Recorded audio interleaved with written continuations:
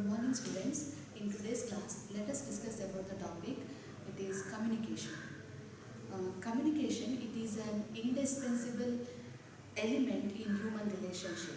Human beings interact with one another through this communication. It is one of the important traits of a successful manager also. It is the ability to communicate effectively that has enabled the people to build organizations and societies for better living and for survival. When we speak, we act, we communicate, we write, that all that are but one type of communication. Like that, when we read a book or when we watch a film or when we listen to a music, that is also one way of communication only. In that way, we can say a large part of the day is spent through this communication only. So, communication plays a very important role in our human relationship, we can say like that.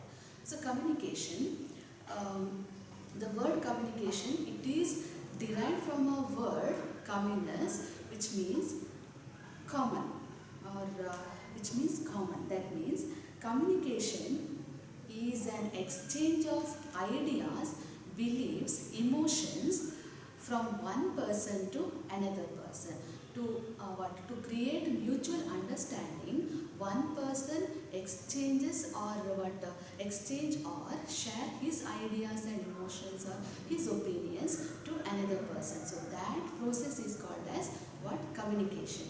Communication, we can say communication is a two-way process. There will be one person, he communicates or he exchanges or he shares his ideas from one person to another person. So it is what?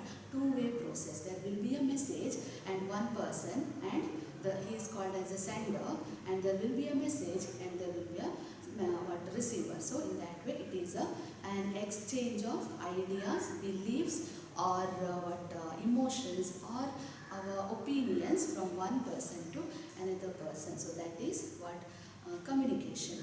Let us discuss about the definition of communication. Different political thinkers have given their different views regarding this concept communication.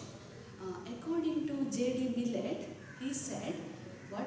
Communication, it is a shared understanding of shared purpose. So to understand each other, there is a what? Communication. There is a process called communication for a shared purpose. So shared understanding of shared purpose. It is a definition given by J.D. Millett. Another definition, it is given by Herbert Simon. He said what? It is a process through which decisions are transmitted from one person of an organization to another person. So it is decisions, that are the decisions which are transmitted or which are translated from one person to transmitted from it is exchanged or it is shared to another person from one person in an organization. So that is what definition given by Herbert Simon for communication. Then let us discuss about the process of communication.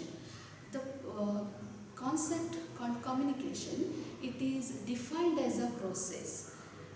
The communication involves different elements. So such as there will be a sender, then there will be a message, then encoding, then channel, then receiver, decoding and feedback. So these are the different elements comes under which one? Process of communication. So there are 7 elements included or involved in this process of communication. Let us discuss one by one. First one, it is what? Sender. Who is the sender? The person who wants to send some messages, who wants to share his ideas, opinions. He is what? He is the sender here. So The person who wants to send messages, he is a sender. So that is the first element comes under this communication process. Then second one, it is message. Second element here, it is message. Message means what the person, there will be a sender, he sends message, that information which is given by that sender, it is what message, or we can say what the subject matter, what the sender wants to share, that is what message. Then the third point, it is encoding. Encoding means use of appropriate language. It may be of verbal language or non-verbal language to transmit the message. The sender wants to transmit the message. In what way? So that is what, with the help of some languages. It may be verbal or non-verbal, orally or in written form. So that is what encoding the message. That is the third element. Then the fourth one, it is channel. How the message will be sent, or what medium. Channel means here medium. What medium the sender wants to use. So that is channel. Then the fifth one, it is receiver. The sender, he sends message, encodes, then with the help of channel he sends that message to whom? There will be a sender. No. So like that, receiver means what? Receiver means the person who receives that message given by whom, or transmitted from the sender. So that is, that person is the receiver. The person who receives the message, he is a receiver here. Next element, that is decoding. Decoding means here converting and transmitting the message into the words for the proper understanding. So here decoding means converting as well as transmitting the message to know or to understand that message. Then the next one, it is feedback. The last element comes under this communication, that is feedback. Feedback means here reaction or a reply given by the receiver. So this is very important or essential element of communication. So these are the 7 elements which comes under this process of communication. All the elements are very important.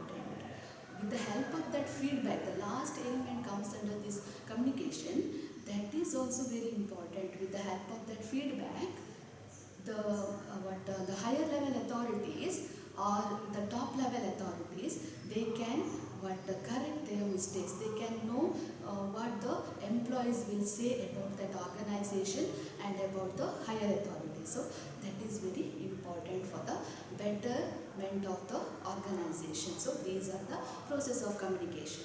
Let us discuss about the types of communication. In an organization, there exist many types of organization. We can divide these communication into 3 broad categories. First one, it is on the basis of channel of communication. Second one, on the basis of direction, and on the basis of third one, it is on the basis of methods of expression. So let us discuss one by one. First one, on the basis of channel. With the help of channel or on the basis of channel, communication divided into 2 types, that is formal communication and informal communication.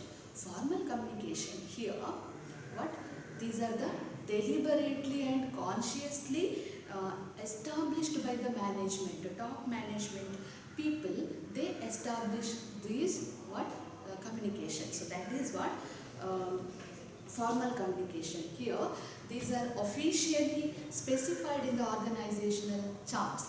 These formal communication or messages, these are officially established or officially specified in their organizational charts. So here, in formal communication, the top level authority people, they send messages, they instruct, or they order the lower level authority people. So that is what formal communication. So here they can use written type of manuals or circulars or memorandums for their lower level authority people or the employees. So that is what formal communication. Then the second one, it is informal communication. Informal communication means there is no use of the letters and like that. It means informal means organization there will not the messages or instructions, it is not mentioned in their organizational charts and all. Here the people or the employees of that organization, what they do, they speak about the organization. That is what it may be. Example, it may be a rumor. So that one. It grows out of the social interaction among the people, those who work together. So in an organization there will be employees and their social interaction, it is called as informal communication. It travels through non-official channel, but in formal communication, official channel will be there. Instruction, orders, everything it is given in the written form, but in non-official or informal here, non-official.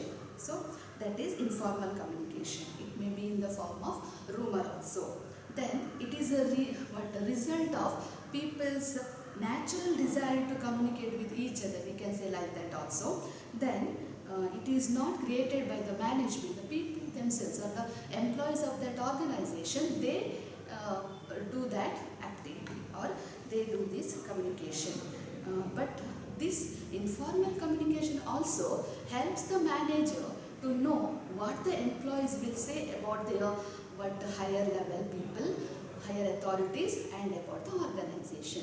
So that is informal communication.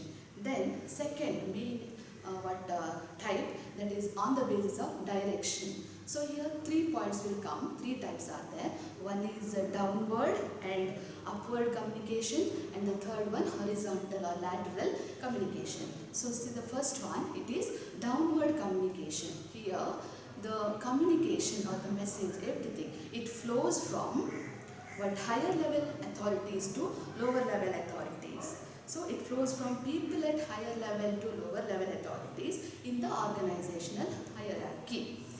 Then through orders, how it can be possible, how the higher authority people send messages and all through letters, orders, circulars, statements, procedures. So the supervisors use these devices for command, control, giving advice or guidance and direction to the subordinates. So that is what downward communication. Here the higher authority people send messages, orders, everything to the subordinates. That is downward communication. Like that, there is second one, it is upward communication. Here lower level people or the subordinates, they do the they submit their problems or grievances, everything to the higher level authority people. So that is what upward communication. Then the third one, it is horizontal communication. Here colleague to colleague or department to department, there will be a same or communication. So that is what horizontal or lateral communication. Here communication flows from in same level of authority. So that is what horizontal or lateral communication. So these are the types under direction, on the basis of direction. And the last one, it is methods of expression. Here 2 points will come, 2 types are there. That is first one verbal and second one non-verbal. Verbal means here a communication in which words are used. Here words are used in this verbal communication. Here again 2 types are there. First one, it is verbal communication can be done with the help of written form and another one oral form. Then the second one, non-verbal. Here message conveyed through the physical expression, gesture, posture, action, symbols. So here words are not used, only the postures, with the help of some expressions the communication can be done. So this is what the methods of, on the basis of methods of expression, communication is divided. So these are the 3 what types of communication. First one, it is on the basis of channel, second one on the basis of direction, and the third one on the basis of methods of expression. So these are the types of communication. Yes, thank you.